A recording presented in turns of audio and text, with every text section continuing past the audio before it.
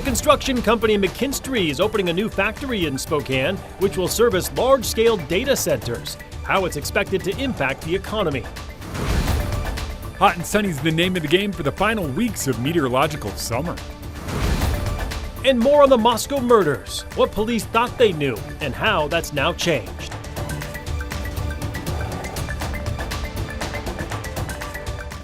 Good evening and thank you for joining us for KREM 2 News at 5 tonight. I'm Mark Hanrahan. It's been nearly 2 months since Spokane Regional Emergency Communications, also known as SHREC, moved to cut ties with the City of Spokane. In our effort to bring you more to every story, KREM 2 Shannon Mowdy is getting answers on what this transition means for you if you need to call 911. The countdown clock is ticking for the City of Spokane.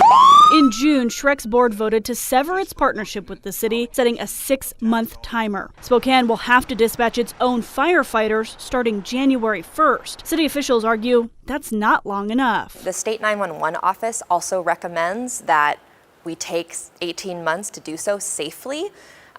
We have, through our consultant, worked out a 14-month plan to kind of condense it, but that is if everything goes our way. And like I said, we're still in negotiations. Communications Director Aaron Hutt says the city, county, and SHREC are still discussing details like how to divvy up tax dollars.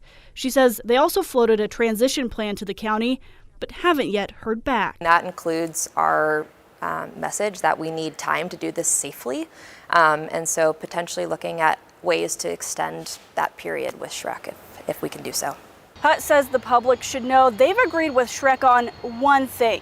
Public safety services will not change throughout this switch for 911 callers. The public is our #1 priority in ensuring that their calls are still answered. Meeting records and a letter from Spokane's police and fire chiefs show they've declined to use SHREC's records management and new computer dispatch system as they move toward an independent public safety answering point. We've hired a consultant to provide recommendations on how to stand up and provide the structure for a city PSAP. There's also talk of what to call the city's standalone operation. I think I maybe have some questions about United as well, because I think part of the discussion here is that we're clearly separating from something, and so maybe United is a little, I don't know. But anyway, we got plenty of time to talk about that, I guess. Though a decision on that won't come for at least a week. Shannon Mowdy, KREM 2 News. Today, Spokane Mayor Lisa Brown ordered flags at all city facilities to be lowered to half-staff in remembrance of Spokane County Sergeant Salas. Sergeant Salas was hit and killed while helping with a traffic hazard on I-90 back on August 9th. His memorial service will take place tomorrow at the Convention Center at 1 o'clock. Doors will open at noon. The sheriff's office tells us that service is open to the public, but space is limited. The vehicle procession will then begin at 11 a.m. It'll travel southeast on Northwest Boulevard, south on Ash Street, east on Broadway Avenue, north on Monroe Street, east on Boone Avenue to Division Street, and after Division, that procession will enter a secure area that will be closed to the public. Flags will remain at half-staff through tomorrow. The Moscow Police Department's police chief says he does not believe that Brian Coberger said one of the victims' names before attacking her back in 2022. Documents released by the Idaho State Police claim that Dylan Mortensen, a roommate of the 4 University of Idaho students who were killed, told police that she heard Coberger saying Kaylee Gonzalez's name. Specifically, she said that she heard him say, quote, "It's okay, Kaylee, I'm here for you," unquote. The detail was notable since police say Coberger's familiarity with the victims is unknown. We did reach out to Moscow Police Chief Anthony Dollinger, who confirmed that police do not believe that Coberger said any of the victims' names when he entered the house. They did not offer an explanation as to why. New today, the Spokane Airport Board chose David Herring to be their new CEO. He'll oversee the Spokane Airport plus Felts Field and the Airport Business Park. Most recently, Herring was the executive director of the Lincoln Airport in Nebraska. Spokane County, the City of Spokane, and the Spokane Airport Board approved Herring's appointment just a few hours ago. Washington Governor Gov Ferguson is doubling down on a law that bans state agencies from working with ICE. In a press conference with state lawmakers today in Olympia, Ferguson challenged the Department of Justice, which claims the state's policy is illegal. He said the state does not intend to change its path. Democratic Representative Julio Cortez also voiced support for immigrants. I want to say this to every immigrant in our state. You belong here. Your work matters, your families matter, and as long as we have a voice in Olympia, we will keep Washington working for you, for all of us, and for the true Washington we want to see moving forward, and nothing's going to stop us. Thank you.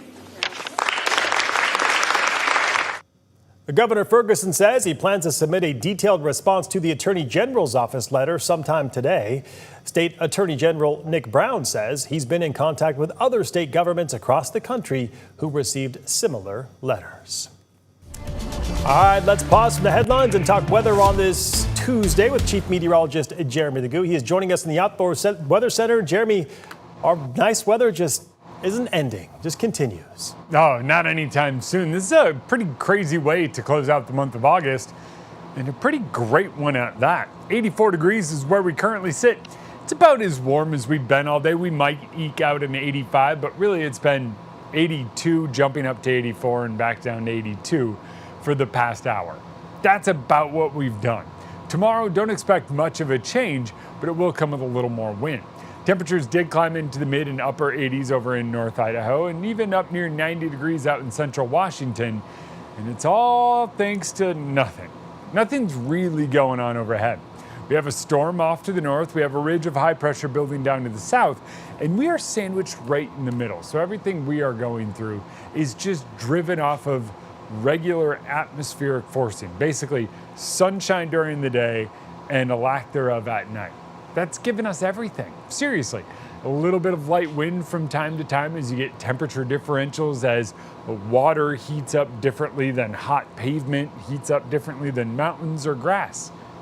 Seriously.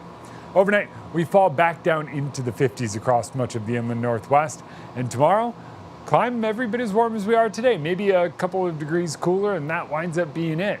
It will be slightly breezy tomorrow afternoon. Breezes around 15 miles per hour for us out in Kittitas County, maybe 25, but that's it. 83 and sun turns to 84 and sun on Thursday, turns to 89 degrees by Friday. All right, sounds good. Jeremy will check back in with you later in the show. In the meantime, here is the latest on the Sunset Fire burning northeast of Athol along Lake Pend Oreille. It's burned now more than 3,200 acres, and go now evacuations are still in effect for the entire Ponderosa neighborhood. A few big updates today. One, at least 20 structures have been destroyed, 6 of which were homes. Also, crews are starting to make progress, and they were able to lift the Get Ready Level 1 evacuations for Bayview. It has been almost a week now since that fire sparked, and it's still 0% contained. And just an hour ago, officials warned of a measles exposure risk in Spokane County. An individual from Kootenai County was hospitalized in Spokane because of the infection. So if you are any of the listed locations last week, you may have been exposed to measles. Take a look at those locations on your screen there. Officials advise checking your own and your child's vaccination status. If you have been vaccinated, there is little risk of catching the disease. All right, coming up on KREM 2 News at 5 tonight. We are looking at a booming business in Spokane County, building coolers for giant AI systems all across the country. We'll show you where it's big business. And why President Trump wants to veto or end rather vote by mail, and what Washington officials have to say about those plans.